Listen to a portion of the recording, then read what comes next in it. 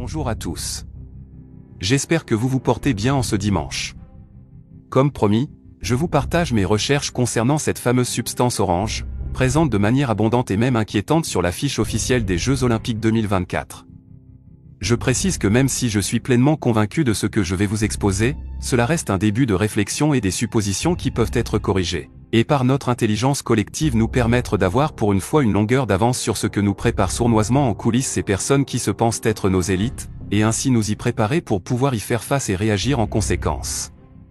Détaillons donc cette affiche et surtout cette matière orange qui selon comment elle se comporte, ne semble pas être de la fumée.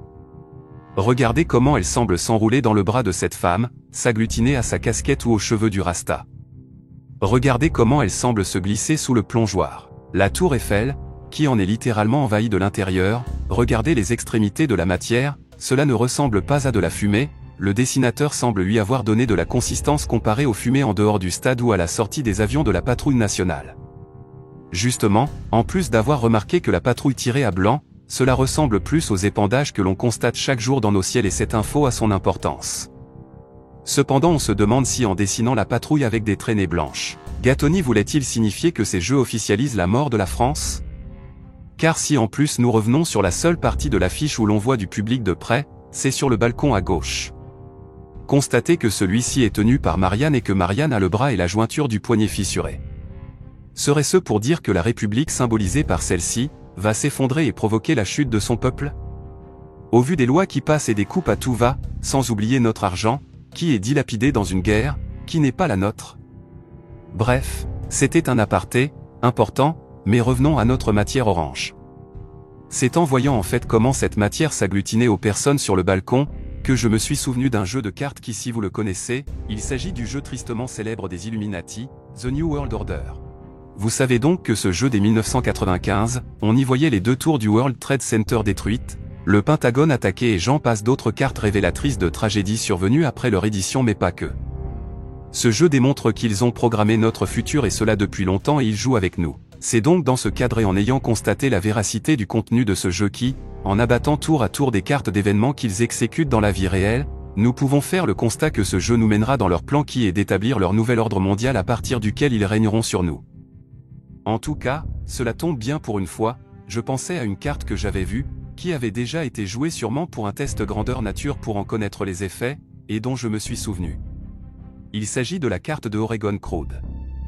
On y voit un homme paniqué, en proie avec une matière noire et on constate que cette matière se propage sur son corps mais aussi sur la souche d'arbre, la vache et le haut des montagnes, à tout ce qui est organique et minéral en somme. Mais que peut bien être cette matière noire ? Sachant que j'avais déjà vu cette carte et surtout l'explication qui en découlait, j'ai mené une recherche sur Google et suis retombé sur les articles que j'avais vus à l'époque dont voici le contenu, je vous mettrai les liens dans la description. NBC News titrant maladie fongique mortelle détectée en dehors du nord-ouest du Pacifique. Cette carte représente un champignon tueur observé dans le nord-ouest du Pacifique. Titre CNN. Ils disent que ce champignon se nomme Cryptococcus gatti. Il a infecté des humains, des chiens, des chats et même des dauphins. Les symptômes vous pouvez voir sont les mêmes que celles du Covid, parlant de douleurs thoraciques, d'une toux persistante, un essoufflement, de la fièvre et une perte de poids, il peut notamment provoquer une méningite ou une inflammation des membranes du cerveau. Ce champignon provient retenez bien des sols mais surtout des arbres, mais ne savent pas comment les humains le respirent. Sur npr.org ils ont recensé que sur un total de 270 cas, 40 étaient décédés d'infections graves du poumon et du cerveau. Donc on peut voir que ce champignon est mortel, qu'il a les mêmes symptômes que le Covid niveau pulmonaire avec douleurs thoraciques et essoufflement, mais aussi de fortes éruptions cutanées comme vous pouvez le constater. Mais maintenant il faut éclaircir deux points très importants, à quoi ressemble ce champignon exactement pour savoir s'il ressemble à la matière, la consistance et surtout la couleur orange, car là il est noir, et surtout comment compte-t-il nous y exposer. Et c'est là que très peu de temps après avoir trouvé cette carte et ce champignon que je reçois un tweet de Redbad, un grand merci à lui car cela a été la révélation et m'a permis de me conforter sur mes découvertes. Voici les extraits de la vidéo que m'a partagé Redbad, je vous mettrai le documentaire complet en lien dans la description. Et bon alors je casse volontairement une branche, voilà, une branche elle meurt, tout meurt, parce que ça étouffe les branches. Et après c'est plus que du bois sec, elles meurent les unes après les autres.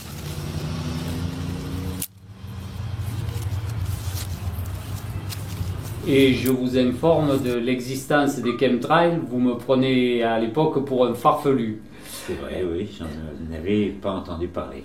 Et puis, au fil des années, qu'avez-vous découvert?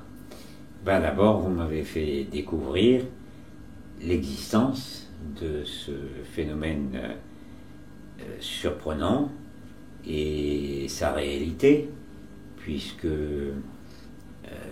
dans la période que vous mentionnez, depuis 2010-2012, j'ai reçu des filaments que j'ai analysés des quatre coins de la France. Et donc, c'est pas seulement vous aviez vu ces filaments, mais beaucoup d'autres gens. Et en me renseignant un petit peu sur Internet, parce que je ne sors pas beaucoup de mon laboratoire, j'ai vu que c'était non seulement un phénomène occurrent en France, mais partout dans le monde en fait. Ça prend de l'épaisseur là, parce que le carburant contient aluminium, barium, strontium, les filaments contiennent aluminium, barium, strontium, plus la partie chimie organique. Là, on approche de ce qu'on peut considérer comme étant l'origine de ces filaments. Donc, l'origine pour moi de ces filaments, ce sont les réacteurs d'aviation. Et ce qui se trouve dans le carburant de ces réacteurs, dont on retrouve les traceurs, en quelque sorte, dans le carburant lui-même. En septembre 2016, je fais des prélèvements sur la place des monuments aux morts à Barcelonnette, en présence de Georges-Éric Guigou, qui est huissier de justice à Digne. Il vous a donc fait parvenir ces prélèvements, sous scellé, je pense, oui, tout était fait dans les normes. Et qu'est-ce qui m'a intéressé, qu'est-ce que j'ai prélevé, c'est ce fameux lichen orangé que je soupçonne déjà depuis pas mal de temps de ne pas être normal, d'être un parasite qui est venu se greffer sur les arbres, et un parasite qui me dérange beaucoup. Il me dérange pour plusieurs raisons, parce que je constate que tous les arbres qui sont touchés par ce lichen orangé meurent. Donc ça m'a posé vraiment en question, et j'ai donc fait des prélèvements qu'on vous a transmis. On a aujourd'hui les résultats. Vous avez oui. Les résultats. Qu'est-ce que vous pouvez nous dire là-dessus? Alors, ce qui saute aux yeux, compte tenu du fait que ce travail est en lien avec les traînées chimiques, les chemtrails, ce qui saute aux yeux, c'est que les trois marqueurs des chemtrails, les éléments aluminium, barium et strontium, sont présents. Donc on a la couleur mais pas le bon parasite, c'est un lichen orangé. Au moins nous savons maintenant que dans les chemtrails ils mettent certainement des spores de champignons qu'ils pulvérisent pour nuire à la flore et très certainement à la faune aussi. Nous avons le nom du champignon, essayons de voir s'il existe une variété de couleur orange et qui n'a pas une texture sèche mais plus chewing-gum comme sur l'affiche. Et en tapant Cryptococcus, nous voici face à une variété européenne qui a la texture et la couleur de la matière dans l'affiche, et il s'agglutine aux arbres et pierres rocheuses. Reste à savoir si, comme le Cryptococcus oregon, il est létal. Et en cherchant à partir du nom Cryptococcus masseran, nous tombons sur le site des Nations Unies NIH, un site officiel qui est la Librairie nationale de la médecine. Et nous constatons qu'il est aussi mortel que celui qui a sévi en Oregon. Nous sommes face à un plan macabre et réellement d'une sournoiserie démoniaque. L'épidémie déclarée, il nous aurait confinés et annoncé que c'était le Covid puissance 1000 qui est revenu. Et donc qu'il s'agit d'un virus. Nos médecins se seraient orientés sur un traitement antiviral alors que nous aurions dû traiter avec un antifongique? Je ne suis pas médecin, mais quel impact cela aurait eu? Très grave certainement, n'étant pas les mêmes sources d'infection. Surtout que le président a décidé de nous engager dans le plan pandémie de l'OMS mais avec toute option. Accueillant le Centre de santé mondial sur notre sol pour être notamment la référence en matière d'urgence sanitaire, du type qui est exposé dans cette vidéo? Nous pouvons nous poser la question. Très heureux d'annoncer avec vous, cher docteur Tedros, que l'Académie mondiale de la santé est lancée. Elle va devenir la structure de formation de référence au niveau mondial en matière de santé publique. Thanks to France for its support, we're moving forward with plans to build the WHO Academy campus in Lyon.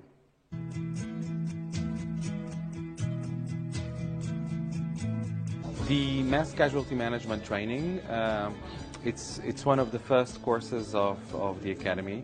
This course focuses on what happens in the first half an hour to 1 hour after a mass casualty is declared in the emergency unit. L'afflux massif de victimes est en France quelque chose que nous connaissons assez peu. C'est donc un sujet pour lequel on va dire notre plan blanc méritait d'être affiné. For French hospitals, this fits perfectly. On pousse plus loin notre réflexion sur la gestion d'un afflux massif de victimes.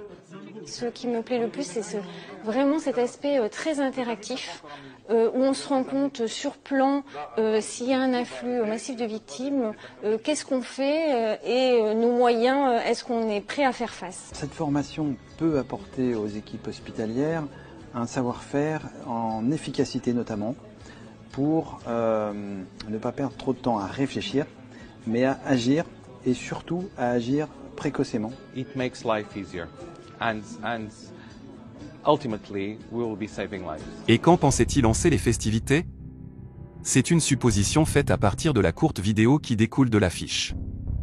On y voit le président Macron très certainement tenir pour une fois sa promesse et lors de la cérémonie d'ouverture, se baigner dans la Seine. Comme on peut penser en voyant cet extrait que ce serait le signal pour lancer les hostilités contre le peuple non pas seulement de France mais bien du monde entier. Je ne me base que sur de simples recherches et des éléments factuels qui viennent nous mettre, nous peuple de France, dans une situation extrêmement préoccupante et auquel nous devons donner une suite citoyenne. Nous devons nous unir pour demander des comptes et alors que nous tenons bon, face à toutes les attaques sur nos acquis sociaux, notre vivre ensemble, notre économie, une telle trahison ne peut nous mener qu'à la scission d'avec ce président et son gouvernement mais aussi toutes les institutions complices et rentrer en résistance. Dès août 2017, l'année de la première élection de Macron, j'avais préparé ce document que je vous joins à cette vidéo pour présenter un colloque sur « Comment nous soustraire de ce que je pressentais être une véritable catastrophe ?» Redonner les clés des pays au peuple de France puis selon leur bon vouloir des autres pays d'Europe. J'ai exposé tous les problèmes qu'engendrerait l'élection d'Emmanuel Macron mais surtout les solutions, qui ont bien sûr connu une mise à jour depuis, pour coller avec la conjoncture actuelle bien plus dégradée. À l'époque déjà, j'avais tenté de réunir du monde pour exposer tout cela mais le peuple n'était pas prêt, il n'avait pas embrassé de sa connaissance ce qu'allait être l'ère Macron. Aujourd'hui, je pense que c'est le moment propice pour nous appeler à nous unir et œuvrer ensemble à rétablir les bases saines d'un vivre ensemble, où l'on travaillerait de pair pour le bien de tous, sans subir au quotidien un gouvernement hors sol qui nous prend pour un simple outil de production, travaillant pour leurs intérêts et non celles de notre nation. Je vous laisse mon email charles@bygifter.fr pour ceux qui veulent s'organiser et mettre leurs compétences et leur cœur au service de notre pays pour le sauver d'une fin qu'ils ont programmée mais que nous ne pouvons accepter. Nous avons besoin de toutes les compétences possibles mais avant tout les experts en management de projet pour établir clairement les objectifs de chacun et les tâches à effectuer par tous. J'ai besoin de vous, pour ensemble nous libérer et retrouver l'harmonie entre tous les peuples. Que le Très-Haut vous garde.